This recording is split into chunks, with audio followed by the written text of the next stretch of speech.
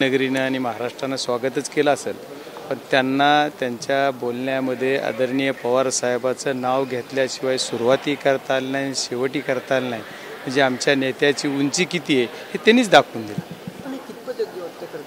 योग्य अयोग्य कसं आहे, आता त्यांना पवार साहेबाच्या नावाशिवाय महाराष्ट्राची सुरुवात नाही आणि महाराष्ट्राचं कुठलंही पान पवार साहेबाशी हलत नाही हे त्यांना कळतंय. त्याच्यामुळे पवार साहेबांवर ते बोलतायत. उद्धव ठाकरेंवर पण त्यांनी टीका केली.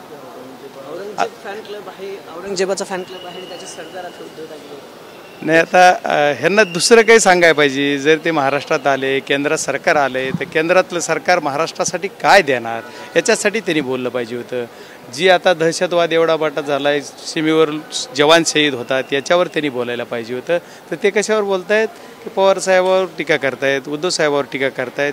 याच्यापेक्षा त्यांनी काय करायला पाहिजे होतं की देशाचं संरक्षण मजबूत करणे आणि महाराष्ट्राला, मी महाराष्ट्रात आलो आहे, एवढा निधी देतो आहे, महाराष्ट्राच्या विकासासाठी मी एवढा काही हे काम करतो आहे, याच्यावर बोललं पाहिजे होतं.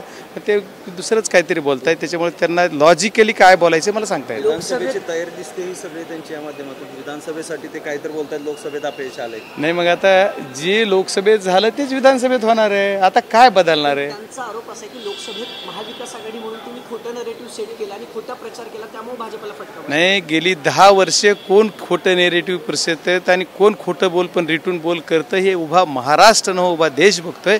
त्याच्यामुळे त्याच्यात भारतीय जनता पार्टीवर काय बोलणं एवढं संयुक्तिक नाही आहे की काळ वेळ ठरवेल.